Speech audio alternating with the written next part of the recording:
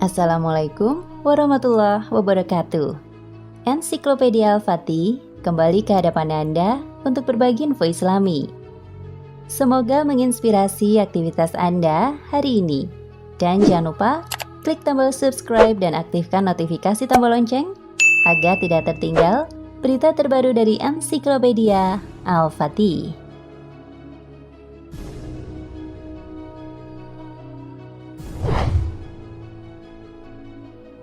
Sebagian besar kaum muslimin tentu pernah membaca kisah atau mendengar nama Haman.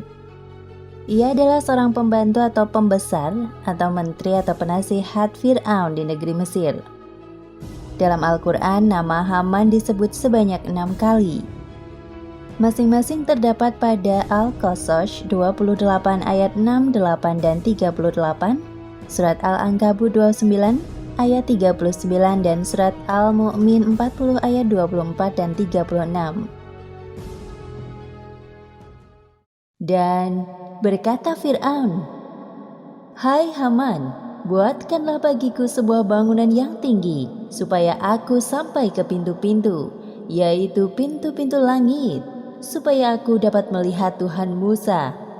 Dan sesungguhnya aku memandang seorang pendusta." Quran Surat Al-Mu'min ayat 36 hingga 37.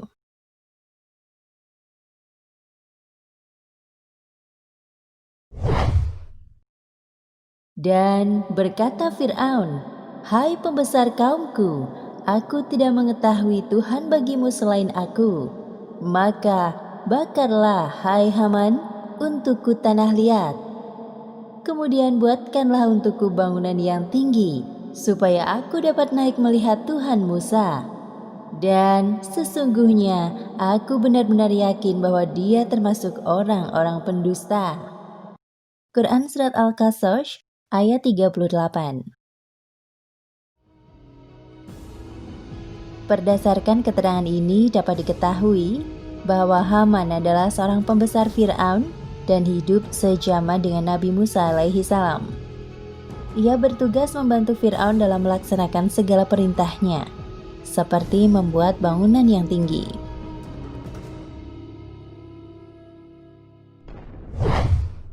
Di kerajaan Fir'aun, Haman menempati beberapa posisi penting kerajaan, seperti menteri, penasihat raja, terutama bidang keagamaan, dan sebagai pelaksana proyek pembangunan menara.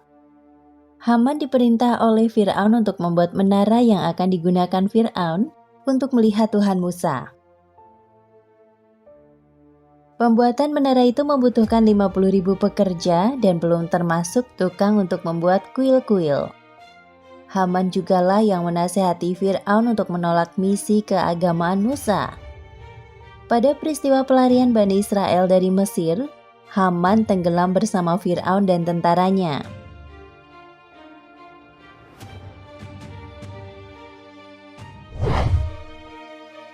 Kisah Haman ketika menjadi penasihat Fir'aun. Istri Fir'aun terguncang hebat. Sang raja dikalahkan begitu saja oleh pemuda belia bernama Musa. Tipu dayanya memanggil para ahli sihir dari penjuru negeri Mesir, berakhir kekalahan. Alih-alih mengalahkan Musa, para penyihir malah tertunduk sujud menyembah Tuhan Musa dan enggan lagi menuhankan Fir'aun.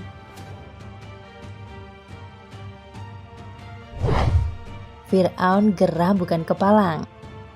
Ia mengamuk di atas singgasananya.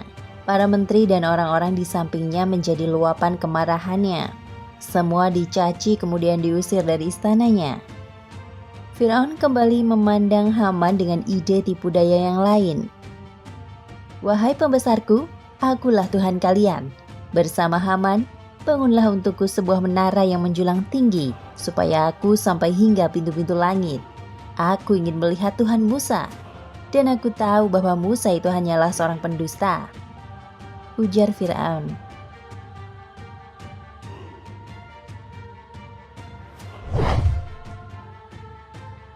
Hati Fir'aun benar-benar tertutup.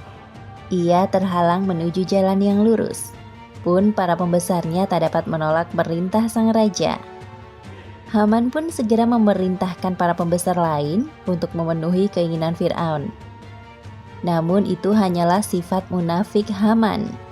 Ia sebenarnya tahu betul bahwa mustahil membangun menara seperti yang diinginkan Fir'aun.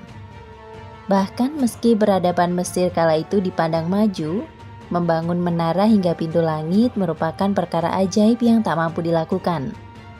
Kendati demikian, ia mengiyakan perintah Fir'aun agar sang raja tak murka padanya.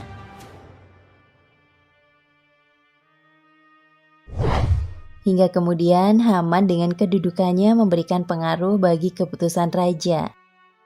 Ia dengan mulut manisnya berusaha memuja Fir'aun.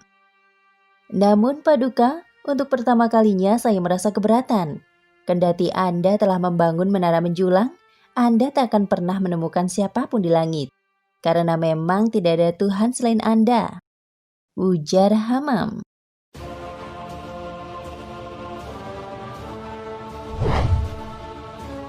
Mendengarnya, Fir'aun langsung berbangga diri dan memuja diri dengan ucapan Haman. Fir'aun pun kemudian mendeklarasikan diri kembali menjadi Tuhan.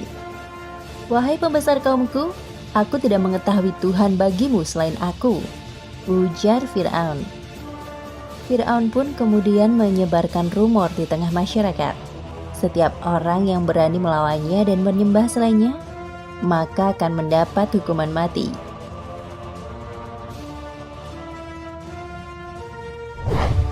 Bani Israel pun dirundung teror Fir'aun tersebut.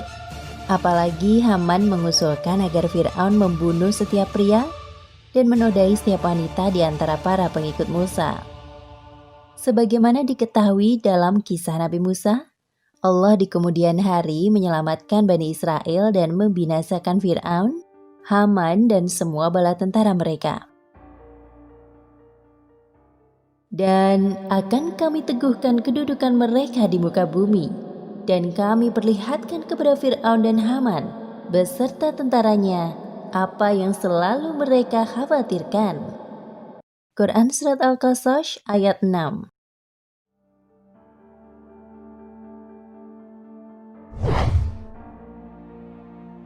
Keterangan ayat menyebutkan bahwa yang dimaksud kekhawatiran Fir'aun dan Haman ialah kerajaan yang akan hancur oleh Bani Israel. Oleh karena kekhawatiran tersebut, pemerintahan Fir'aun menyiksa Bani Israel. Namun Allah selalu menyelamatkan hambanya dan membela nabinya. Wallahu a'lam bishawab.